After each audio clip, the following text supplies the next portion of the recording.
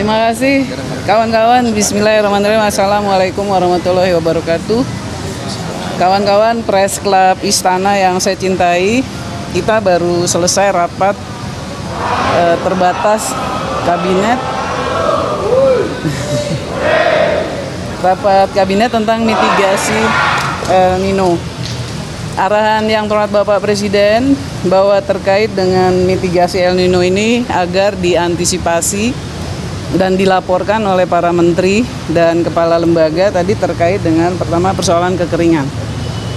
Kemudian air bersih yang dirasakan mungkin kurang di beberapa tempat. Air untuk keperluan pertanian juga dianggap kurang. Harus hati-hati terhadap kondisi gagal panen. Kemudian beras harus tetap ada, dan antisipasi dan tangani persoalan kebakaran hutan dan lahan, termasuk mengatasi berbagai komplain yang ada dan harus disikapi. Kemudian Bapak Presiden meminta BMKG menyampaikan ramalan cuaca dan proyeksi-proyeksi ke depan. Intinya arahan yang terhormat Bapak Presiden ada 3 hal, yaitu pertama, pemetaan persoalan secara komprehensif. Yang kedua, fokus untuk strategi tersedianya air. Dan yang ketiga, daerah sentra produksi pangan agar dicek terus-menerus untuk kecukupan air. Dari rapat, beberapa menteri melaporkan, tadi Menteri PU melaporkan bahwa dari kurang lebih 114 danau, kemudian 323 situ ramo maupun embung, itu kira-kira antara 60-80% masih efektif, jadi masih bisa teratasi. Kemudian nanti BMKG ada ibunya, kemudian ada juga terkait dengan pangan nanti Pak Wamentan yang menyampaikan. Saya ingin bersama BNPB dan BRIN melaporkan kepada kawan-kawan tentang situasi kebakaran hutan dan lahan. Untuk hotspot, data per 2 Oktober dengan peluang 80% hotspot menjadi fire spot, itu angkanya di 6.659 titik. Kalau dibandingkan dengan tahun 2015 itu angkanya 71.000 titik tahun 2015 ya, dengan 80% adalah fire spot. Di tahun 2019 itu angkanya 29.300. Sekarang hotspotnya 6.659. Kemudian dibandingin dengan tahun lalu dengan tingkat istilahnya tingkat confidentiality, tingkat peluang menjadi fire spot dari hotspot sebesar 80% ke atas. Kalau tahun lalu hanya 1.128 titik. Sekarang ada 6.659 titik. Areal yang terbakar sudah terekam 267.000 hektar. Dan perkiraan saya dengan situasi bulan September kemarin dan Oktober kelihatannya masih akan bertambah. Kawan-kawan, apa langkah-langkah yang dilakukan? Kita sekarang ini sejak tanggal 28 September sedang berjibaku di Sumatera Selatan, di Kalimantan Tengah, Kalimantan Selatan, sambil juga memonitor yang di Riau, Jambi, dan lain-lain. Jadi arahan yang terhormat Bapak Presiden segera dilakukan penanganannya, karena untuk Kalimantan Tengah itu yang masih cukup rawan. Di Sumatera Selatan sudah melandai, walaupun masih harus kita jaga dan harus diambil langkah-langkah seperti pemadaman dan TMC. Kemudian di Kalimantan Selatan juga demikian. Sumatera Selatan dan Jambi menjadi prioritas. Kenapa? Karena kalau dari peluang angin ada potensi untuk nyebrang, tapi belum nyebrang. Mudah-mudahan tidak nyebrang. Sejauh ini tidak ada transboundary haze ke Malaysia. Jadi kalau dibilang bahwa di Malaysia tidak ada hotspot, kalau lihat datanya, citra satelitnya di sana juga ada juga begitu. Ini ada gambarnya ya dari satelitnya ya. Nanti kalau perlu saya di WA aja, nanti saya kirim.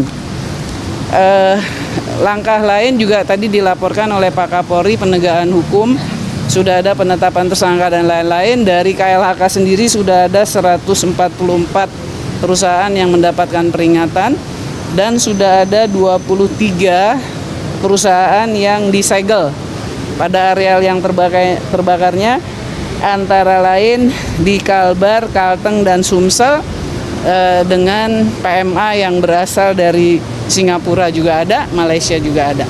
Itu dari saya persilakan Ibu Prof Rita, dan setelah itu Kepala BNPB, Kepala BRIN, dan Wamentan. Silakan Prof Rita. Izin, mohon maaf.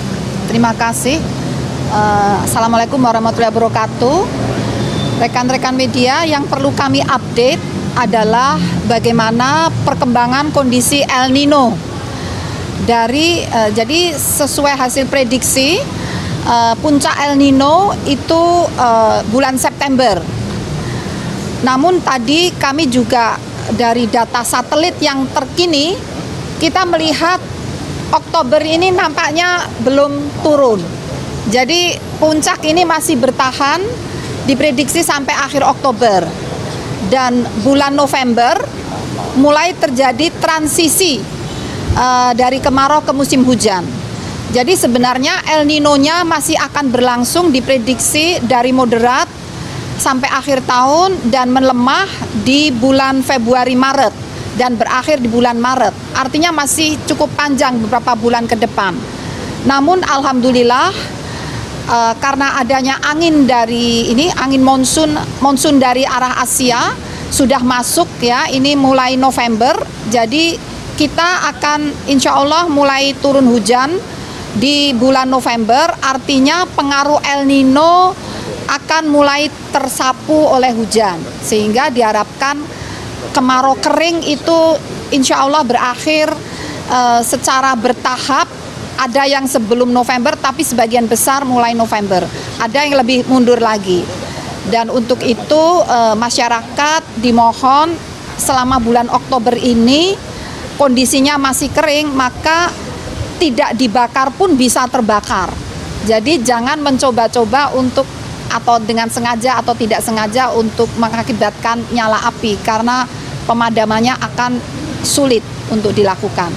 Jadi hal itu yang perlu dilakukan, dan terima kasih kepada Ibu Bapak BNPB, KLHK, TNI, BRIN sudah melakukan TMC untuk mengurangi kabut asap dan mencegah transboundary haze. Terima kasih. Terima kasih. BRIN dulu deh, masih ngomongin TMC, habis itu baru BNPB. Ya, terima kasih teman-teman. Jadi kalau kami dari BRIN, kami mendukung BNPB dan juga KLHK bersama BMKG untuk melakukan teknologi modifikasi cuaca sesuai dengan kondisi dan situasi ya saat diperlukan, baik itu untuk membasahi lahan gambut untuk mencegah kebakaran maupun untuk memadamkan api yang memang sudah terlanjur terbakar. Ya, selain itu juga untuk memenuhi bendungan kalau ada kondisi bendungan yang oleh PUPR ya Pak Basuki itu dirasa sudah mulai turun drastis, misalnya kita akan melakukan TMC tentu dengan syarat bahwa pembentukan awan itu memang sudah terjadi gitu ya. Jadi karena TMC itu kan sebenarnya teknologi untuk mempercepat ya awan menjadi hujan gitu. Jadi syarat itu yang makanya kita mulai hari ini, nanti mungkin disampaikan Pak Suharyanto BNPB, mulai hari ini tim kami sudah siap di belakang BNPB dan bersama BMKG untuk melaksanakan TMC ya, baik tadi yang disampaikan di Jambi, Sumsel maupun di Kalimantan ya. Terima kasih. Terima kasih rekan-rekan media. BNPB terkait dengan El Nino ini melaksanakan 2 garis besar kegiatan dalam rangka mengatasi kebakaran hutan dan lahan. Kita yang pertama adalah mendukung pelaksanaan operasi darat dengan memberikan perlengkapan kepada Satgas Darat ya, seperti pompa, selang, APD, kemudian juga sepeda motor yang sudah dimodifikasi untuk bisa memadamkan, termasuk juga memberikan anggaran operasional bagi pemadaman oleh Satgas Darat. Kemudian untuk operasi udara, kita kerahkan sejumlah 35 heli, yaitu 13 heli patroli dan 22 heli waterbombing. Kenapa hanya 35? Ini sudah dikerahkan dari seluruh Indonesia. Jadi seluruh Indonesia yang ada heli waterbombing dan patroli, ini sudah dikerahkan semua, jumlahnya ada 35 heli. Diatur strateginya sedemikian rupa, mana daerah-daerah yang kebakarannya besar, ke arah sanalah heli waterbombing diarahkan. Jadi ada 6 provinsi prioritas, yaitu Kalimantan Barat, Kalimantan Selatan, Kalimantan Tengah, Sumatera Selatan, Riau, dan Jambi. Itu menjadi 6 provinsi prioritas kebakaran hutan dan lahan. Tetapi tentu saja di provinsi-provinsi lain juga ada kebakaran, ya, seperti ada beberapa gunung yang kebakar, ada tempat pembuangan sampah, itu pun menjadi sasaran kita untuk pemadaman. Jadi ketika daerah menetapkan status tanggap darurat, meminta bantuan BNPB untuk memadamkan api yang membakar, ya, itu BNPB segera mengerahkan heli waterbombing. Kemudian teknologi modifikasi cuaca, per hari ini BNPB sudah melaksanakan 244 kali dengan jumlah garam yang sudah disebar adalah 341.580 kg. Sudah hampir 2 bulan terakhir TMC dilaksanakan terus-menerus di Riau, Kalbar, NTT, Jawa Barat, Jambi, DKI Jakarta, Kalsel, dan Sumsel. Artinya di 6 provinsi prioritas Karhutla ini semuanya dilaksanakan TMC. Tentu saja dalam pelaksanaan TMC kita selalu mendapat arahan dari Ibu Kepala BMKG.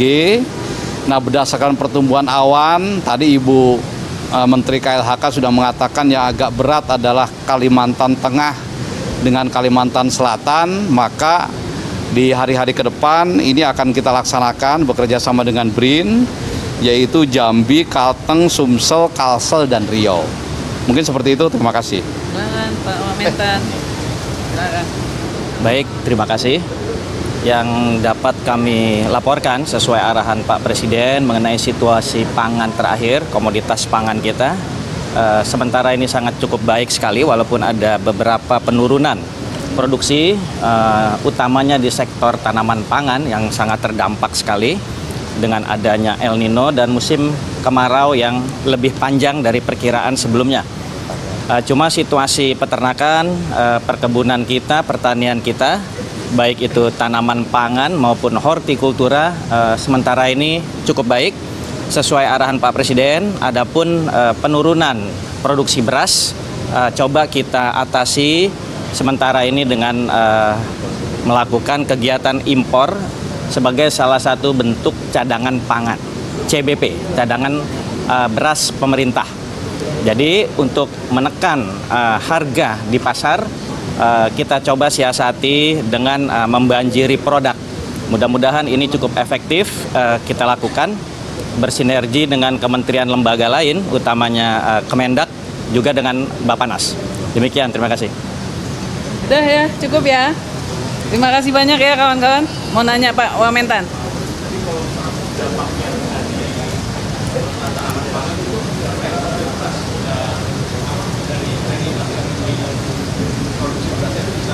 Udah ketahuan belum turunnya berapa? Baik, terima kasih. Ini yang sementara bisa kita identifikasi kurang lebih 1,2 juta ton. Tapi kalau kita mengacu pada angka produksi kita yang di atas 30 juta ton, mudah-mudahan ini tidak terlalu terdampak serius. Pemerintah tentu saja telah mengambil langkah-langkah strategis dengan menyiapkan cadangan beras pemerintah yang tadi kita sampaikan di awal. Cukup. Oke.